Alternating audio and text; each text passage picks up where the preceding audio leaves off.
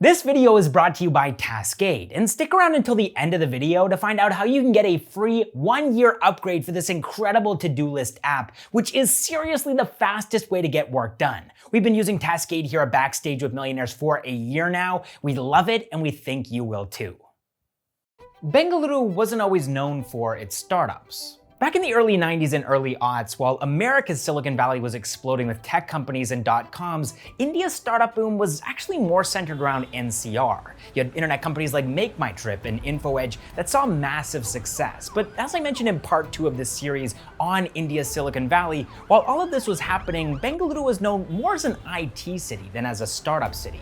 See, the companies that were riding this IT and BPO wave weren't actually considered startups. They were just traditional businesses. Many of them were founded by engineers who had formerly worked at large Bengaluru-based IT firms like Infosys and Wipro and wanted a piece of the action for themselves. And there was plenty of inbound demand from American companies for these Indian entrepreneurs to snatch up. Sramana Mitra put it best in her 2008 commentary piece for Forbes, where she wrote that the natural instinct for Indian entrepreneurs is to build outsourcing services companies, BPO, software development, chip design. Those ventures take less capital and start generating revenue quickly. None of the operating loss period of a pure play product company is necessary, and that means venture capital is also unnecessary. And yet, in spite of this, venture capital was readily available. In 2007, 50 new VC firms sprouted in India, bringing the total to about 500. And by 2007, close to $1 billion in venture capital funds washed through India. So where was all this venture capital going? Well, nowhere. Actually, this was a problem of too much money,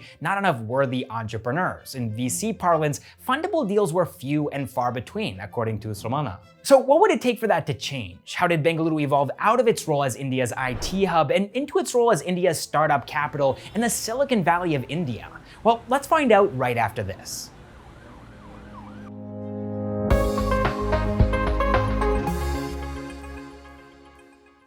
So in 2004, for the first time ever, Amazon came to India, and they brought their iconic principles with them. Early employees were encouraged to think big and show bias for action, and of course, above all else was the dogma of customer obsession. Customer obsession. Customer obsession. Customer obsession. Customer obsession. Customer obsession. Customer obsession. Customer obsession was huge at Amazon. It still is to this day, but it wasn't huge for Indian IT firms. Here's N.S. Amarnath, a senior engineer who worked at Amazon in those early days. That level of customer obsession, it was very novel, very profound for us. At that time, IT service companies were the only other benchmark in India, and that kind of customer obsession wasn't there. They just weren't used to thinking of it. Now, it's at this point in the story that I need to mention a very important character in the story of India's Silicon Valley, Sachin Bansal. Sachin saw this incredible startup, customer-first culture at Amazon India firsthand. He worked there for a year and a half, but he also saw it collapse. Amazon teams in Seattle had started hiring engineers in Bengaluru to handle routine tasks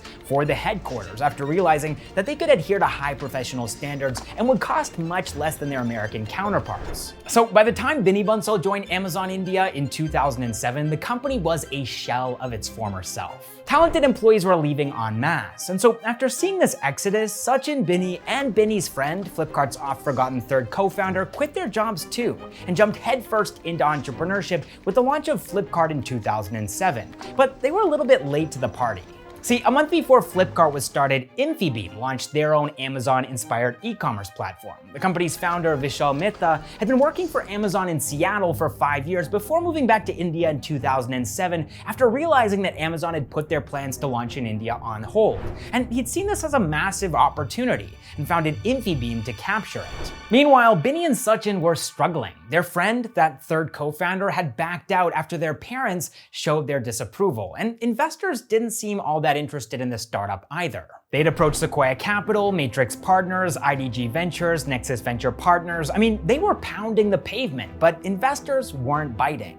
Vishal Mehta, on the other hand, was able to raise a family and friends round of between 10 and 15 crore rupees, and using those funds, he hired an all-star team, including 2 of Binny and Sachin's former colleagues from Amazon's Bengaluru office. Now, Vishal came from a business family. They'd owned Infinium Motors, a Gujarat-based Toyota brand dealership, since 1998. 1998. This is where Infibeam got its name. In mid of 2008, if anyone had to make a bet on which of these two startups was going to succeed in the long term, 9 out of 10 people, myself included, would have chosen Infibeam over Flipkart. From vehicles, Infibeam had expanded into mobile phones, laptops, and yes, books too, which were Flipkart's area of expertise, which is why Vishal offered to buy Flipkart. Now, he didn't really see Flipkart as a source of competition. They weren't even an incorporated company yet, but Flipkart would help to strengthen Infibeam's book category. But here's where Vishal made a mistake. He lowballed Binny and Sachin. He offered them salaries of less than 15,000 rupees each and a less than 5% stake in Infibeam.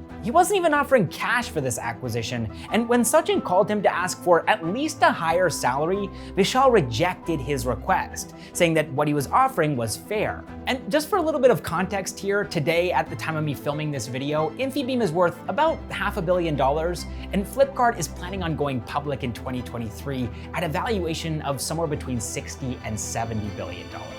Of course, this is 2022. Back in 2009, though, Binny and Sachin had finally convinced a VC firm to back them by giving up ownership of a quarter of Flipkart for $1 million.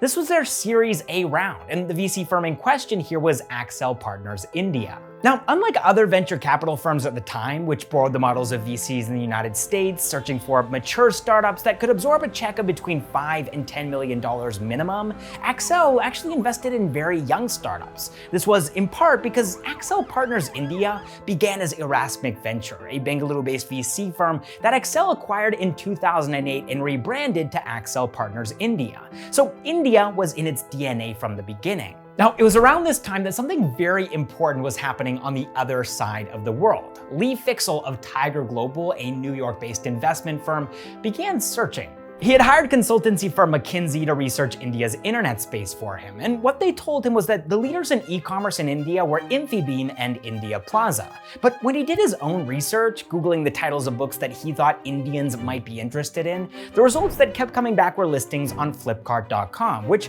was surprising because nobody had told him about Flipkart. He actually ended up visiting Flipkart's headquarters in Kormangala in Bengaluru, and his conversation with the Bansals turned out to be very different from the ones that he had with other Indian e-commerce startup founders. One reason for this was the Bansals' obsession with pleasing customers, and Lee had seen Amazon apply this principle to great effect in the United States, so he felt pretty confident that if Flipkart did the same thing in India, they would be successful. Tiger Global's first investment into Flipkart ended up being $9 million, and Accel ended up adding another $1 million to that, bringing Flipkart's Series B round to a close at $10 million at a nearly $40 million valuation.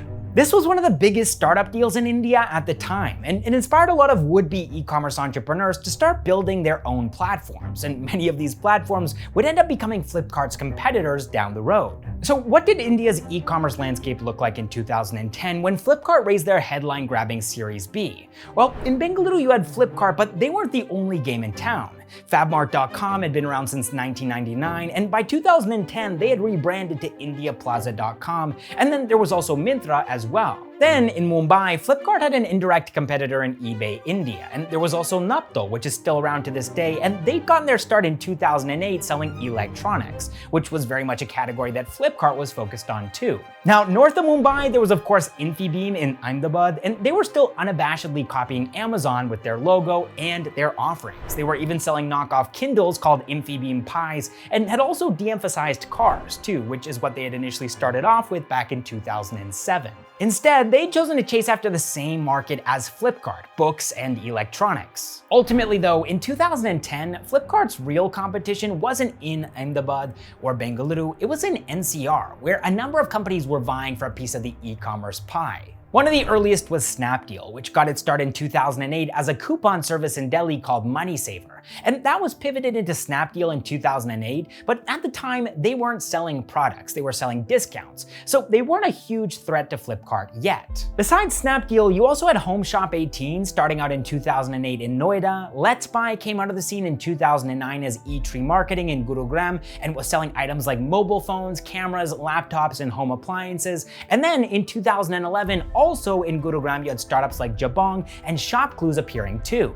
Now, why was all of this happening? Why were e-commerce companies popping up left, right, and center? Well, a big part of it was actually VC funding, led in large part by Tiger Global. Over the next 2 years, Lee Fixel financed more than half a dozen e-commerce companies, and in 2010 and 2011, following the lead of Tiger Global and Flipkart, investors and entrepreneurs moved like hyenas into e-commerce, and all of that action, of course, attracted the attention of the biggest hyena of them all, Amazon. So Jeff Bezos was excited by the burst of e-commerce activity that he was seeing in India, and finally decided to put Amazon's limited presence in Bengaluru to good use. But instead of trying to re-enter India under its own name, Amazon instead approached Flipkart in 2011 to talk about a potential acquisition.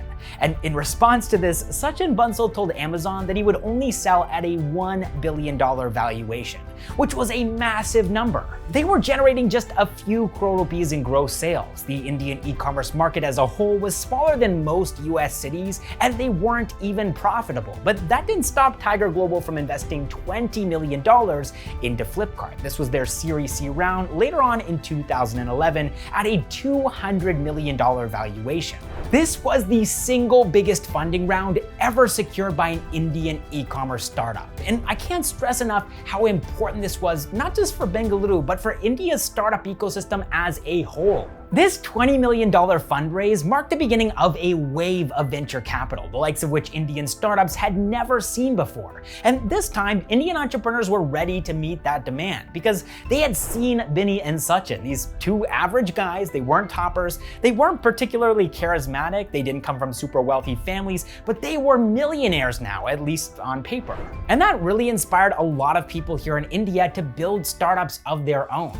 Remember at the beginning of the video how I shared that quote about India's startup ecosystem having too much money and not enough worthy entrepreneurs? Well, by 2011, that was quickly becoming a thing of the past. Flipkart would go on to raise $150 million in their Series D round, then $200 million, then $210 million, and then a $1 billion Series G round in 2014. And they weren't the only ones raking in the capital here.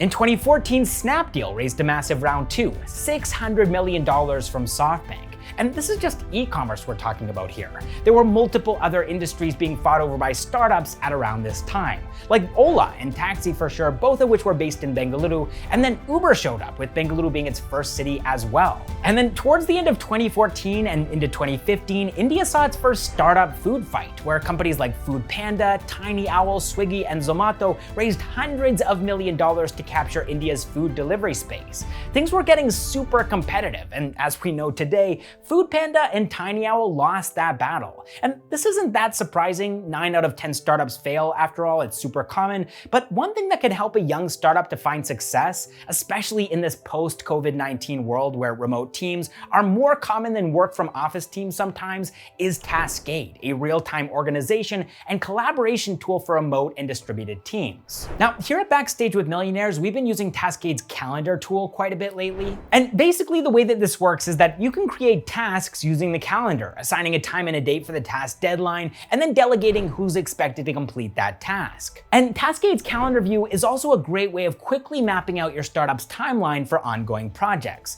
But there's also a roadmap view in case you want a tighter focus on the next couple of days. You've also got these really handy project templates, as well as taking a look at all of the projects or ongoing tasks at a glance from the projects view or tasks view. So if you're one of the first 1,000 people to click on the link in the description down below and contact Taskade mentioning Backstage with Millionaires, then you'll get a free 1-year upgrade for this amazing platform. Taskade is also offering a 25% off lifetime coupon code, and we put that in the description too. That's promo code BWM25. And I just want to say, don't sit on this because these offers are going to disappear quickly.